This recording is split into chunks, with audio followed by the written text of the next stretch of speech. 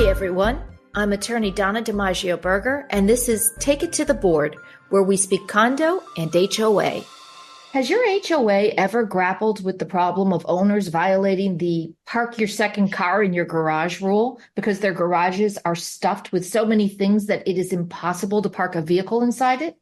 Is your condominium or cooperative association coping with a resident whose unit is so crammed with garbage, food, and other items that pests, smells, and other unsanitary conditions have become a life safety issue for that resident and the neighboring units? Today's episode might help you understand how hoarding happens and what can be done to start the cleanup process. As someone who has been compared by friends and family to the character Monica from Friends, nothing helps me to de-stress like a good cleaning session, which is why I'm so excited to speak to my guest today, Brenda Borenstein, about some key organizing principles and also address the terrible problem of hoarding we see in far too many community associations. Brenda is the owner of Organized Zone, a home and office decluttering and organizing service in Ontario, Canada, with over 23 years of experience. Through her passion for transforming spaces and lives, Brenda has helped over 2,000 individuals achieve a sense of calm and order in their environments. She is a respected writer, having contributed to various publications, and has been featured on television shows for her expertise in organization. So, Brenda, welcome to Take It to the Board.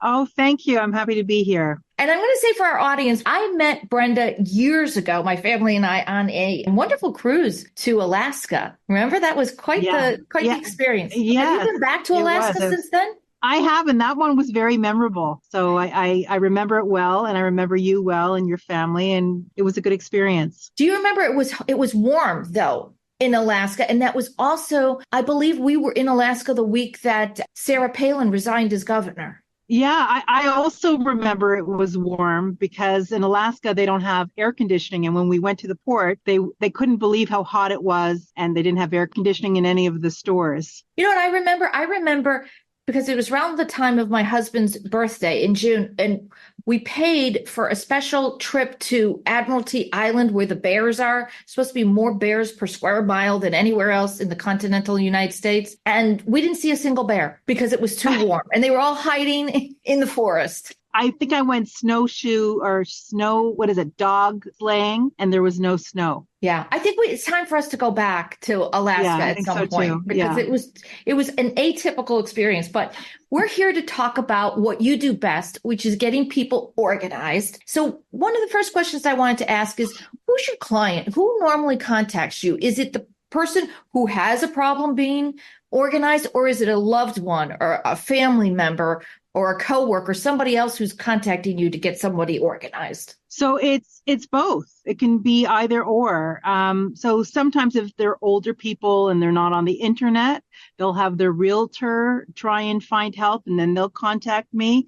Or, so people who aren't savvy on the computer or something like that, they'll have a friend try and contact me. And so it happens both ways. So obviously, if somebody's contacted you directly, they know that they have an issue that they need help with. But let's say it's not. Let's say it's a family member and it's an older person who's living in a multifamily building. Family member has gone over and they've seen that the unit, the home is really run down. It's cluttered. It needs some help. How do you convince the person who owns the unit that the decluttering process is not going to be painful? Well, first of all, there has to be a reason why they're calling. So are they moving? Is it a fire hazard? So we need to establish the reason why first. If it's just because their aunt doesn't like their place being messy or cluttered, that's not going to be a good enough reason. So we have to decide, is it a health issue? Are they not able to function? Is it not clean? Can they not shower or eat? Where does the problem lie? And then we can address solutions to get them to move forward. So let's say it is a person who is over time has aged in place. We see this in a lot of our communities. Brenda, maybe somebody moved in their 40s and 50s. They're now in their 80s or 90s. Essentially, they have a very insular existence. They may not have any local family members. Their friend group may have dwindled over the years as well. And the way an association becomes aware that there's a problem is normally smells or pests. So they're either seeing that the neighboring units are being infested with pests and they believe it's coming from this particular unit, or the smells, or sometimes it's, the exterminator goes in to perform services or somebody else has entered the unit and has reported the condition of the unit. And it's at a point where it really is, let's say, a health issue, a potential life safety issue. In some of the worst case scenarios, I've seen just a narrow corridor between stacks of stuff to get in and out of the unit, which is obviously, in the event of a fire or other emergency, could pose a huge problem for the occupant of that unit. So assuming that's the case, let's use that as our base example. You get called in. Can you walk us through your process of first, what you would do first? You go out to this unit and it's just crammed. What do you do? Right. So well, first I want to say, just from what you're talking about, so it's not only that unit, if we're talking about a condo or an apartment. So the smell, so it's affecting next door. It could be that they have bugs now seeping in the hallway, or, when this person goes into the elevator, she has contaminants on whatever parcel she's taking down. Like, it really can spread to the whole building. So it's now like a really large problem. So, and it's difficult to bring in an organizer at this point, because it's almost like they're attached to the stuff, whatever the issue is. Maybe it's a mental health issue. Maybe it's a physical health issue. There is obviously a big problem. And so when we're called in and they say, well, they have until the 31st to clear out everything because we can't change the air conditioner or the sprinklers or whatever it is. Like, for us as professional organizers, the best thing for us is, like, if the management was to get them a hotel and we could clear it out. To have to fight with someone who has mental health issues or challenges with this stuff about this paper or this pile, it's very difficult for us to do the physical part. And we don't have the time, and we're not doctors or psychologists to have to deal with them about, like, maybe this issue that's been with them for years and years and years. But here we have, like, it's a fire. We got to get them out. We got to clear everything out. And so it's a long process, but the urgency is now. So it's a big contradiction of how we have to treat them. And it's like they're hostile if we have to go in there and say, well, this isn't acceptable. We have to do this now to clear the pathways. We have to bring in junk removal or recycling. It's a challenge, but it's easier if they are extracted from the situation, and then we can do things like pack up, sort it, and put it into storage, get it sprayed. Whatever the issues are, it's the hoard itself and the hoarder. They're two separate issues. So that makes sense to me. So of course, it's going to be easier if you don't have somebody looking over your shoulder, following you around saying, you can't get rid of that, you can't get rid of this. Assuming that an association, or let's say even a loved one, could ask the person to kind of leave the premises for a few days so you could do your job, would you use any sort of a questionnaire to ask what they can't part with? Because one of the questions I had for you is, how can you tell the difference of a hoarding situation versus somebody who's an avid collector? Brenda, I collect old newspapers, and all these stacks you see is my collection. Right. So I'm working with a man now. He's 88 years old. He's absolutely brilliant. And he's with his wife with dementia. And we're clearing out a whole house. And it's a lifelong, and he's been on the radio. He's just such a great guy. And he's so knowledgeable about everything. And everything is neat and orderly. I've already had an auction for him now for 400 items. And now I'm doing another auction. That was the outer property. Now the inner property, the same. And the realtor, contacted me and said, it's a tip, Brenda, it's like completely full. And I'm thinking it's a hoarder's, but it wasn't a hoarder situation. He is a collector. Everything has a place and a purpose. It's organized. It's just full. And a hoarder has things that they don't use or need, or they don't even get pleasure from. It's just filling a void. It's an attachment of something that is really not useful. Can that include food items? Because in some of the situations we see, Brenda, there's just rotten food on the counters, in the fridge.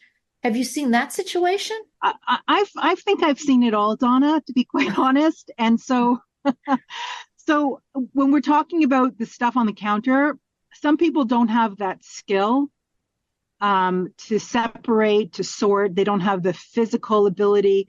There's no room to move. They don't know what to do first. I've worked with a lot of hoarders that, and I'm going to say this in past tense. So they were hoarders and their place was hoarded. And then they had help, mental, they saw a counselor, whatever it is. Their issue was solved. Maybe they were addicts and now they're clean now. They don't want to live in this situation. Then they're so happy to have my service to clear the space because they don't have the know-how. They know that they don't want to live like that. And then we're able to, clear things out. But if they're not in a healthy mental state, it's difficult to work with people like that. And I feel I just try to be kind with them because they can't help it, their situation. It's like high anxiety for them. And when they have a stranger come in, it's even worse. So it's always best, of course, for us if they've had some, outside assistance for their mental well-being first. Do you ever work hand in hand with the mental health professionals that maybe the family has called in as well? I have. Again, they're not used to my job. I may not know their job and they don't know my job. They may know the textbook terms and all the different associations, but when they're not in there clearing it and working with them hand on. And that is a skill that they don't have because they haven't worked in that environment. I would love to work with them, that they would come into the space, but it would be much slower because, again, we're called in when it's an emergency situation where it's not safe for them or the neighbor, or it could be a variety of things, but we have to make it fast for them. They're not calling us for like a slow transition that I can spend an hour and help them collect newspapers or, make a pathway without doing much. They have a limited amount of time when you do, like when you're working with a doctor, it's an hour a day or an hour a week. We're in there with a team to clear it out. And so it's two different, situations to work with a doctor and to work with us. So tell me about your team. So you've gotten the hoarder has left for the weekend. You guys go in. I assume you're going in with giant garbage bags or bins and gloves. I'm assuming you're not going in with hazmat suits, but walk us through the process.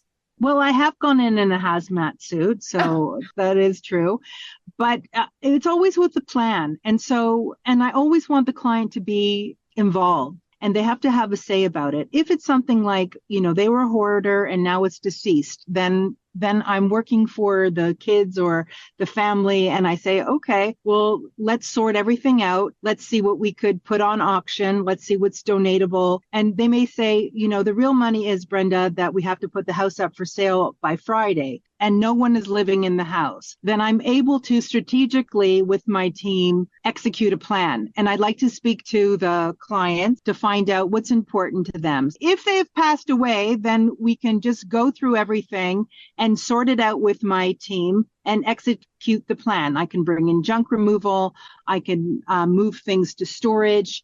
And we find out really what the family wants and what they need. And then everything else is just like staged for putting it up for sale. Or everything can just go into the garbage, and recycled and just donation, and we can clear out anything.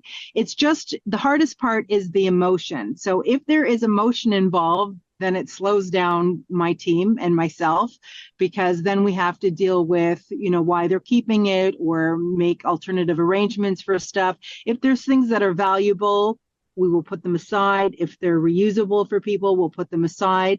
But our goal is, the big ticket item is to sell the property for the client. So is to get the house ready without the contents. You mentioned junk removal, Brenda. So, Yes. the reality shows about, I found this old thing in the barn and they bring it in and it's worth $25,000. Nobody knew. They thought it was junk. It almost got thrown out. How do you make that decision as to what's junk? Some things it's obvious it's junk, right? If it's, something that's broken or an old food item, it's junk. But how do you determine if something's truly junk if you're not quite sure what it is? Okay, so I use Google Lens. And Google Lens is amazing. And so I'll take a picture and I might think it's junk. And I have a lot of experience with a lot of things. But Google Lens tells me what it is. It identifies the object and we know right away if it is junk or not. Well, okay, I learned something new.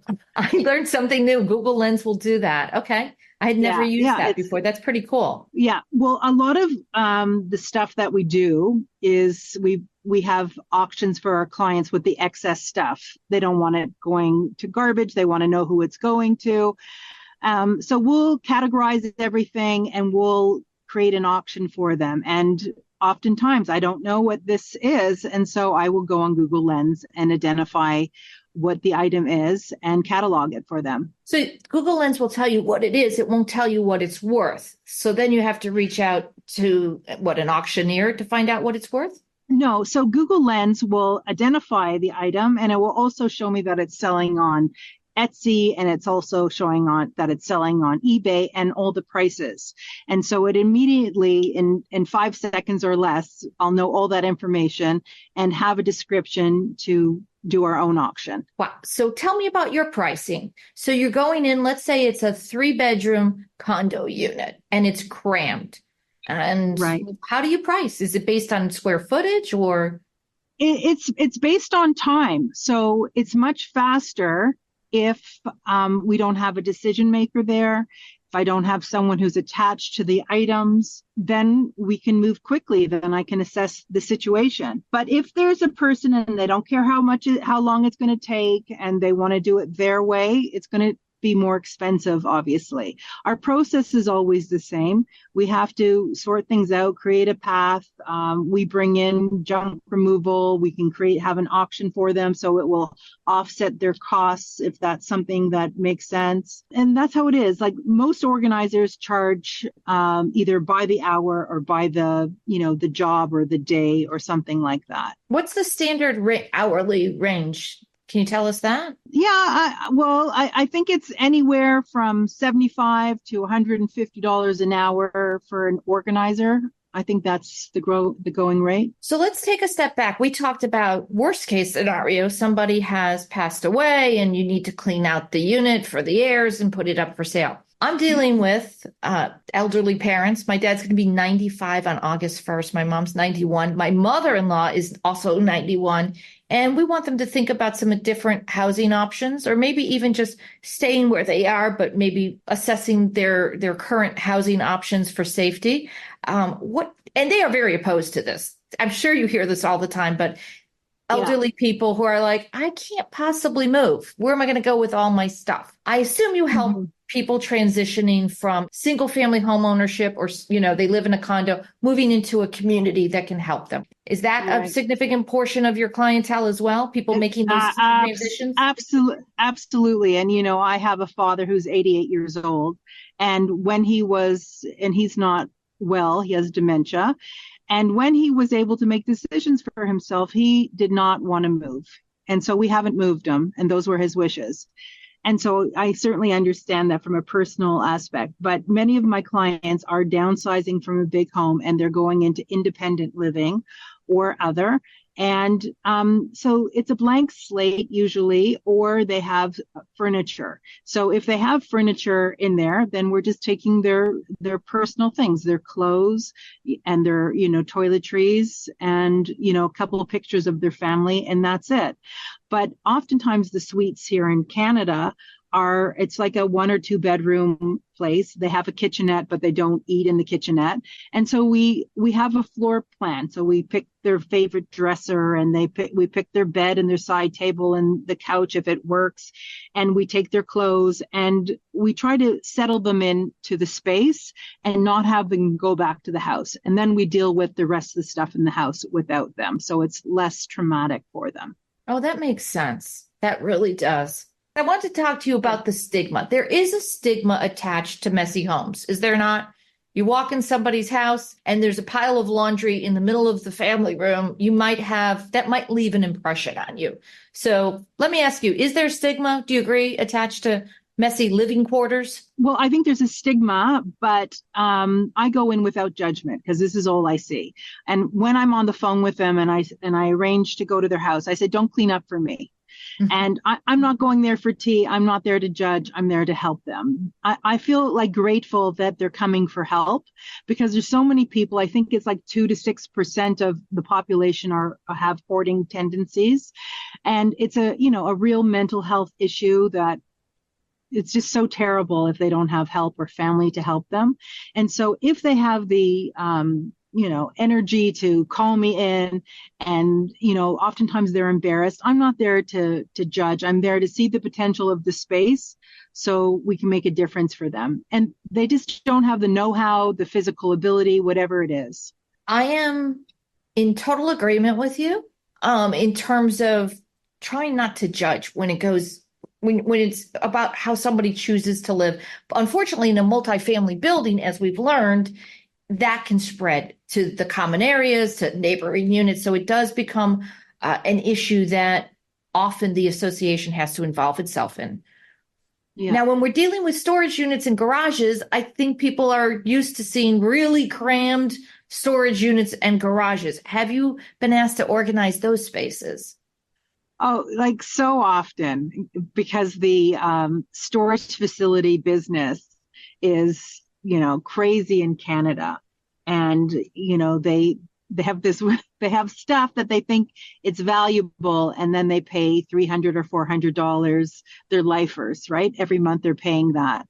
And then we go in and oftentimes when I'm in storage lockers, which is often, I see that the management now owns the building. They've died or they haven't paid for 3 months and now they own it. And then everything in the locker goes for auction and they sell everything and they have those shows, Storage Wars or whatever they do, and they get rid of the, excess stuff. And sometimes there's treasures in there and oftentimes there's not. And so what we like to do when I go in and try to help my clients, I just filled up a storage locker, the last week or so with my client who is renovating her house and in a rental and everything, went into this storage unit, and we suggested that she get rid of things before, but she said she didn't want to. And 3 storage lockers later, everything's filled in there, and it's going to take us days to sort out, to see what's in there and what she wants to sell and what she wants to take. And it's really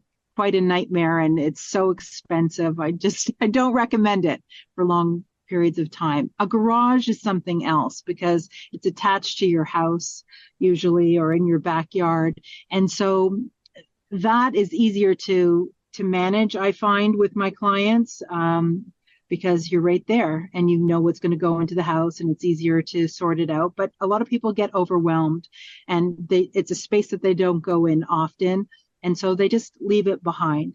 But for us, we just hope for a sunny day. We pull everything out on a tarp, bring our shelves, or organizers don't like to think, horizontally. We like to think vertically. So we put shelves in there.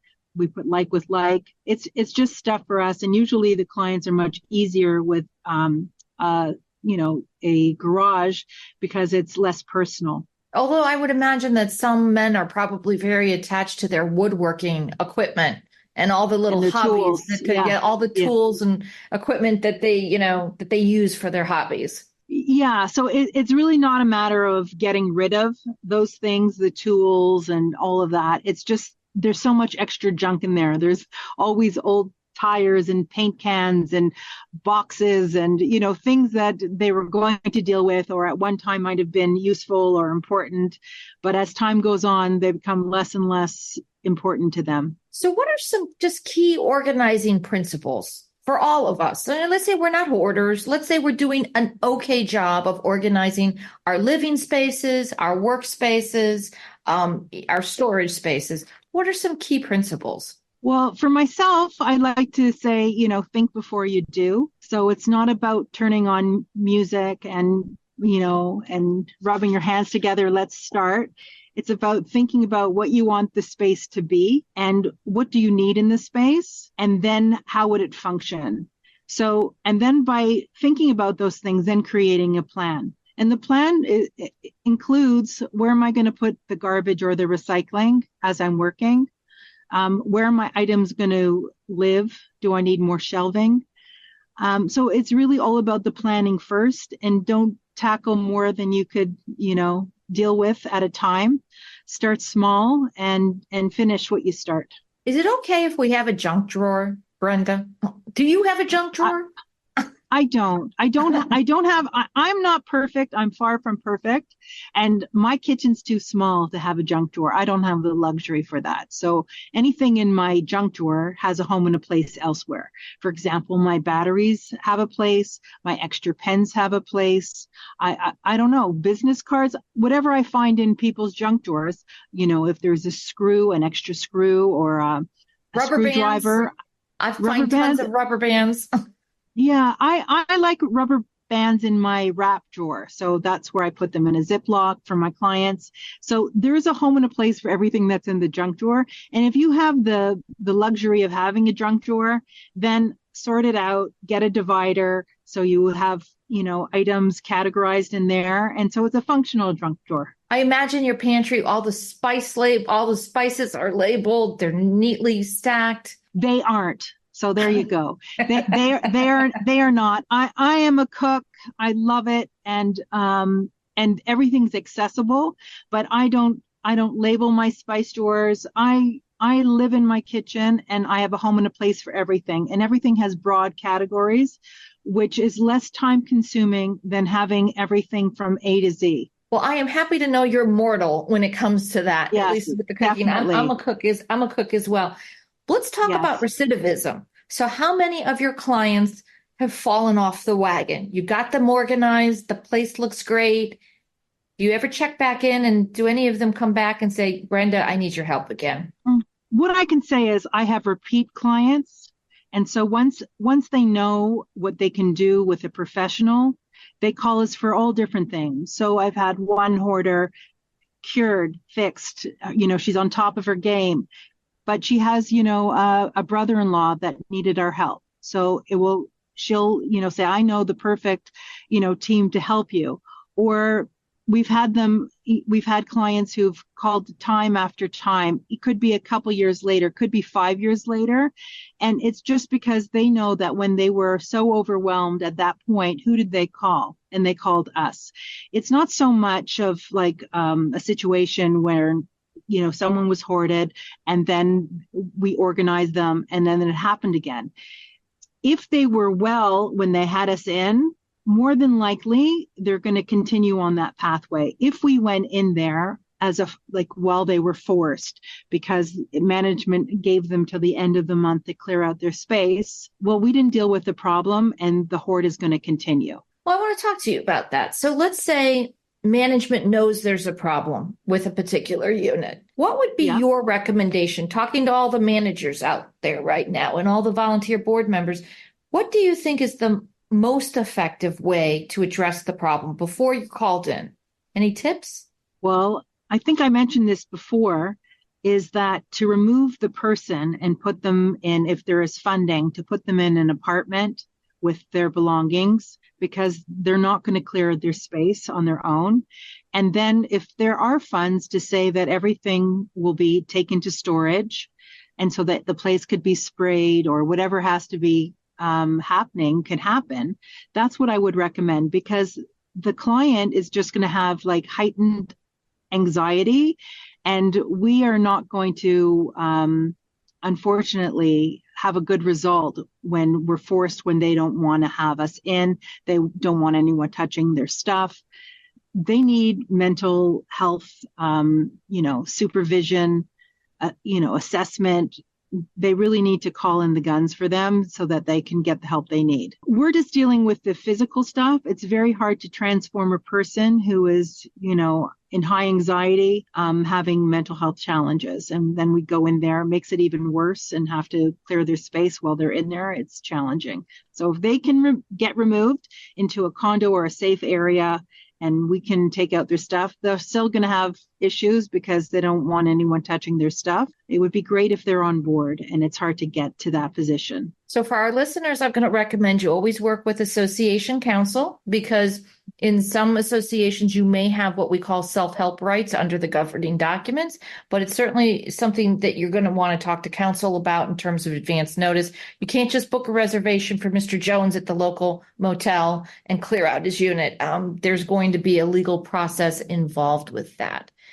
So speaking of legal process, in Florida, Brenda, we just had a law passed. I think the governor signed it last week, that requires associations to organize their governing documents. So remember, I mentioned that junk drawer. Well, in a lot of associations over the years, they accumulate all sorts of documents. So screening documents for people who are buying or renting in the community, people who may be requesting, emotional support animals, of course, their governing documents, contracts, insurance policies, bids, you name it. Now there's going to be a real requirement in the state of Florida that you don't just throw all those things in an association office, and when somebody comes by and wants to review them, you say, well, go have at it. And they're looking at a hoarding situation just with association documents. So I'm wondering, have you ever just organized documents in a workplace? Yeah, so we call that paper management. And so we're not afraid of the paper. And so we would ask a lot of different questions as we go through. And if it is not online and they actually have hard papers, and I'm assuming that's what you're referring to, I like the binder situation where we have a 3-ring binder, wide. So as wide as you can get. And each one of the categories are either by number, alphabetically, by date, whatever it is. And so that anybody walking in could find it. And so I don't like, for a situation like that, I don't like it in a filing cabinet or anything like that. I find that if we have a library of binders of all these documents, that's the best way to have it so that everybody coming in can see it. Most people are visual. And so when we file it in a filing drawer, it becomes very overwhelming for people. Ideally, associations would be digitizing, scanning, and uploading their documents to a website. Yeah. But many of them, Brenda, still have it in, the paper form. And like you said, it's hard to find things. They also have to segregate privileged and confidential information. So I like your 3-ring binder of, and label it privileged and confidential. So immediately during the inspection process what needs to be segregated from the rest of the documentation. Right. I think that's an easy system for people to follow, and it has to be for everyone to follow. And so by having to file it in a drawer or look for it, out of sight, out of mind, it becomes very difficult. And I would always suggest to any office, if it's not organized, bring in a professional to organize it, to create a system that everyone can follow easy. Just like in nursery school, there's a home and a place for everything. It doesn't matter what it is. It's the same for papers, legal documents too. It's so that, everybody is on board. Were you neat as a kid? Were you organized as a child? No, I wasn't. And I had a lot of things, and I had a small room with not sufficient cupboards. I've always been into puzzles. I'm always a thinker, and I like to figure out the best systems and the best way for efficiency. That's just how I am. I wasn't neat, like a librarian or anything like that, but I think in a very logical way. I think we evolve, though. I mean, I think I was very messy as a teenager. And now, as I said in the introduction, I'm like Monica from Friends. I'm the same way. I'm very organized with all my stuff. Everything has a place. And when I do like to de-stress, I do it by organizing even further. Right. Right. So I think we do evolve. It's a great feeling. It's a great feeling to accomplish things. To get up and just to do things and not be weighed down by anxiety. But there's so many people in hoarding situations, or if they want to get organized, that they procrastinate because for whatever reason. So it's just, that 5, 3, 2, 1, go. That's what I like to do, whatever it is, and just jump into it. Well, that's a perfect segue because Benjamin Franklin once famously said, for every minute spent in organizing, an hour is earned. And then, of course, for a more recent reference, we've got Marie Kondo, and her method of organizing is declutter your homes by keeping only the things that spark joy.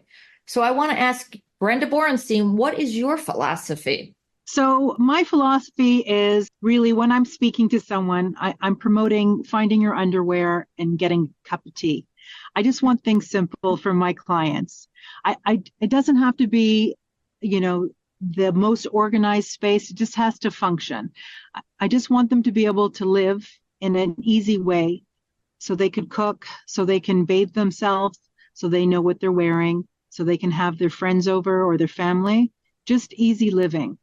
A home and a place for everything. In an average way. It doesn't have to be to the 10th degree organized, but it has to be functional and just having what they need and what they use on a daily basis accessible. You mentioned having a smaller kitchen, and as a result, you function a little bit differently in that space.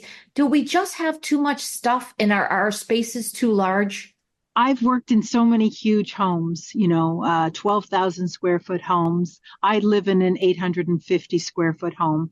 I entertain 20 people, every Friday night at my house very easily. And so it's just about, and I have lots of platters and I'm organized. I have what I need. I think a lot of people, me included, have too much. I've got too many clothes. I've got, as a woman, I've got my skinny clothes and I've got my fat clothes and I've got my stuff in between. And many of my clients are the same. And I mean, I get rid of stuff all the time. I am not a shopper anymore. I think initially when I started my business in 2001, I used to like to shop. At least it was fun for me, a pastime. The thought of it just makes me sick because everybody has so much stuff and I get rid of stuff for a living. So it's just whether they call it fast fashion or like, really, what do you need? What else do you need that you don't have? So that's my thinking. I had a feeling you were going to say that. Seeing the excess that you have over the course of your career, I had a feeling that your response was going to be, we've got too much stuff. Fashion in particular, you're right about fast fashion. I know a lot of, like even my daughter's generation, they're doing a lot of vintage where they're not buying new stuff, but they are, delving into vintage. Yeah. Well, I think it's funny about those stores. I know they're very, very popular and I advise people not to shop in them because I see where the stuff comes from. So I'm just saying the truth here that I just wouldn't go into them because I really have seen where a lot of that stuff comes from. So just wash your stuff from those stores before you wear them, friends. You heard it here. Wow. Okay. That's another point number 2 that really made an impression. So Brenda, where can people find you? They can find me from my website or on Instagram at organized-zone.com. They can look me up, Brenda Borenstein at organized-zone.com. Brenda, thanks so much for being with us today. I think you gave so many great tips. Thank you. Very nice seeing you again, Donna. You too. Thank you for joining us today. Don't forget to follow and rate us on your favorite podcast platform or visit takeittotheboard.com for more ways to connect.